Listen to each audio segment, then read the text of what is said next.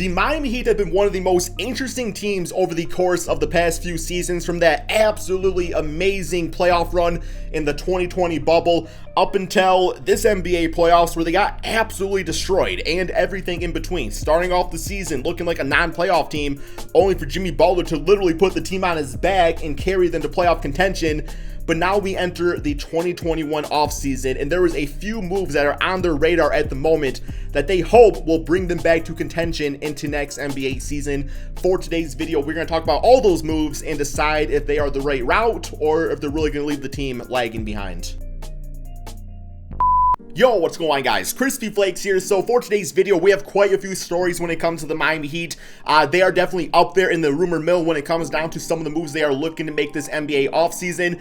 And with that being said, I'm staring at my script right now, and I don't like any of these moves that we are about to talk about, which actually leads us to the comment question of the day. Put yourself in the seat of the GM of the Miami Heat, guys. What type of moves would you make this offseason for the Miami Heat? Let me know that in the comment section below. And yes, before we get going on this video, guys, don't mind dropping the like. 1,000 likes is always the goal. And of course, subscribe if you are new to the channel, as we're on the road to 300,000 subscribers. And just one last thing, man, just a quick little like real life update. So I was playing some basketball today, right? And man, I will say I switch my jump shot form like every single day. I'm almost 30 years of age, and I still have not been able to find a good jump shot form. But today, I like rotated my hips like Larry Bird kind of does with his jump shot. And man, I was like a little Splash Junior out there, man. Like straight up, I could have been a Splash Brother today. Like I was making everything. It will probably change tomorrow. Okay, so the first free agency rumor that's kind of out there is the idea of Erik Spoelstra, the coach of the Miami Heat. It sounds like he's interviewing for the Portland Trailblazers job, which I first read this and it made no sense to me whatsoever. I mean, when it comes down to Erik Spoelstra, like to me, he is a Miami Heat lifer. When I first started watching basketball, that's really when he was becoming the coach of the team.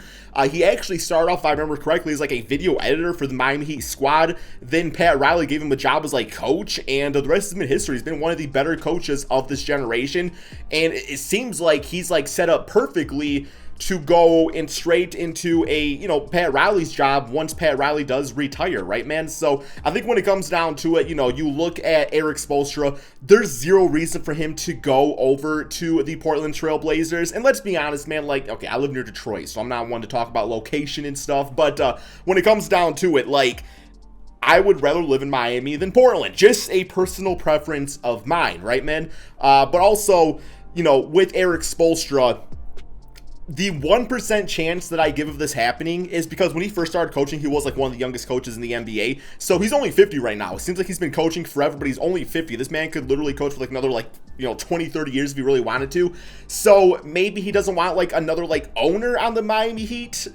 So I guess maybe he goes to Portland to continue coaching and do a new destination there. Maybe 20 years down the road comes back to the Miami Heat job. I don't really know, man. That's the only thing I can really think of. But yes, I don't think he's leaving the Miami Heat as the head coach anytime soon. Okay, the next thing we have here is kind of a little bit of an older story, but I still think it's really relevant to talk about, and that is Jimmy Butler wants a Supermax contract extension with the Miami Heat. So right now his contract is until the 2022-2023 NBA offseason, which he has a player option, and he's getting paid pretty good money. It's like $30 million a season or whatnot. But he wants that as Supermax. So the Supermax would give him $218 million until the 2025-2026 season, in which he would be making about $50 million at the age of 37. To me, this is such a bad idea. For one, I do know how great Jimmy Butler is. Jimmy Butler, I mean, in my opinion, was right up there as like a top MVP caliber player. And the reason I say that is just because we saw the Miami Heat, at the beginning of the season, they looked like they were not going to be in the playoffs, and Jimmy Butler, like, literally put that team on his back in the 52 games he played for the team last season, averaging 22 points, 7 assists, and 7 rebounds per game, and then obviously made all defensive team. I mean, he's amazing, right? But also, his style of play. Okay, so I'm not saying that Draymond Green is as good as Jimmy Butler, like, offensively and stuff, but I will say, when it comes down to it, Jimmy Butler is not like the greatest offensive player. He is a better offensive player than Draymond Green, but I have a feeling that his game is going to kind of age like Draymond, where eventually the offense just really is not there in an efficient way. This season, he only shot about 24% from three. Similar with Draymond Green, who also made the all-defensive team. I mean, he can rebound, he can play defense, he can make plays, but not really great offensive players. So it really scares me on the idea of paying Jimmy Butler all this money, $50 million at the age of 37. And he could be an offensive liability by then. So that would really hinder the ability for the Miami Heat to do much going forward. You're pretty much set on the idea of the core of Jimmy Butler and Bam Adebayo, which is great right now. Like, that's a really good core. You can put other guys around them. You got Tyler Hero, who I still think is going to be a great player, despite, maybe a slow, literally slow in the playoffs, but really the entire Miami Heat team was. I didn't really think it was all Tyler Hero's fault. I just think he had a bad series, and it happens to any player, right, man? I mean, look at Paul George. He's really bounced back on the Clippers. But I just think that the Miami Heat are too good of a team and really too big a name of franchise to risk throwing out that type of money right now.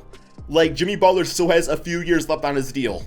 I mean, I could see where he's trying to lock up a long-term thing because, like, who wouldn't want to do that? It's just good insurance. That'd be the last contract he really ever needs in the NBA, and then he can sail into the sunset, once that contract's up. But also, I just think the Heat, they are a team, an organization that can get really good free agents. So why lock yourself into somebody where you can still kind of see, like, how he progresses? I don't really want to say, I guess maybe regresses is a better word, over the next few seasons. And aside from there, if you want to pay Jimmy Butler or maybe give that money to a bigger name free agent. Because plus, not this offseason, but the offseason after, there is a lot of big name free agents. I'm just saying you don't want to put in a circumstance where you want to pay all this money, lock up all that cap space into one guy who's great, amazing right now, but, could definitely not be great down the road. I think right now the biggest example of that I can really think of, because for a while it was Chris Paul, but, I mean, damn, look at Chris Paul. He's playing like an MVP on the Phoenix Suns, right? But people thought his contract was bad.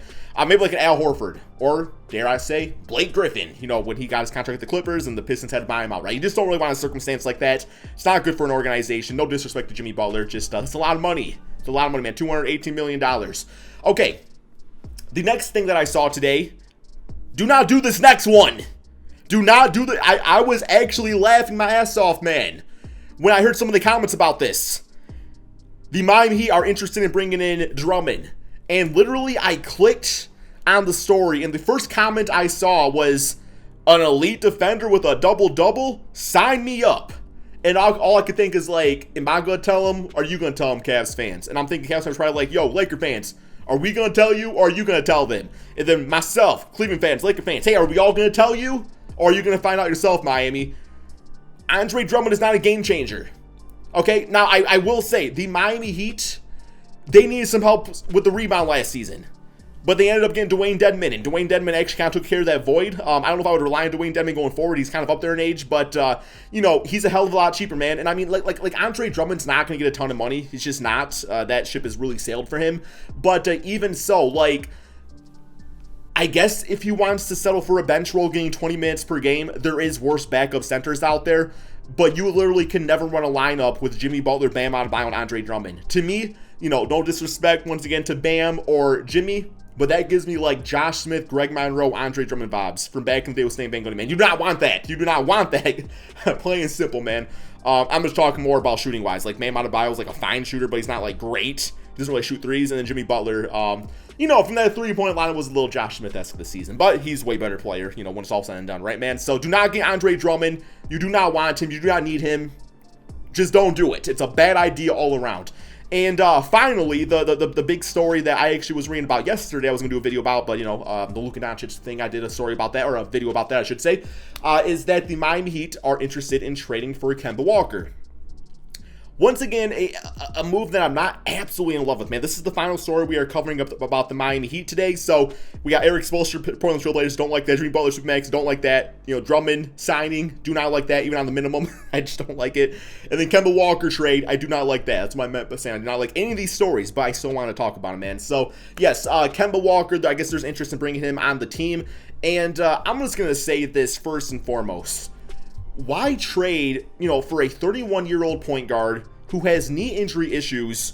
He averaged 19 points, 5 assists, 5 rebounds, about the numbers he's been putting up over the past few seasons on the Boston Celtics. But why take on a guy for all that money, like $30 million a season, when you already have a similar style player in Kendrick Nunn?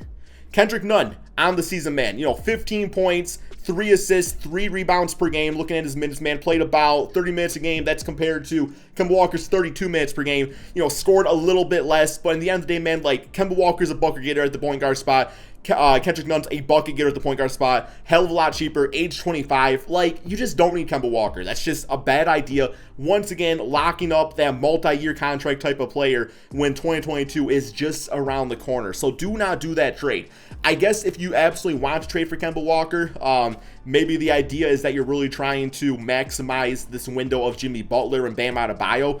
I mean, sure, I guess that's somewhat solid, but I would much rather this team just bring, like, Victor Oladipo on the team. Or sign Kyle Lowry to, like, a very small contract. You know what I'm saying? So, yeah, it makes no sense whatsoever. I'm actually looking at the player roster right now, and I really cannot even think for the life of me a type of deal that even gets this done, because, like I said, you gotta max or match the contract, and I just don't really see it happening, man. But you guys let me know in the comment section below. Kemba Walker to Miami Heat. Do you guys like the idea of that? You guys let me know, Miami Heat fans. Do you like that, or do you want to strictly stay away? I will say, I do think Kemba Walker is getting a bit more hate than he really deserves. I mean, you know, like, you look at the productivity, and it's still the same that it's been for years. Like, his scoring is right around his career average. The efficiency, the field goal percentage is actually higher than his career average this season. 3-point shot is literally on par with his career average. So, I mean, that's fine. I think the big-time concern, though, is obviously the knee injuries. But he still puts up numbers when he plays. Like, he really does that, man. So, yeah, that's all we have for today's video. Thank you all so much for watching. Be sure to drop that like, subscribe if you are new to the channel, and peace out, my friends.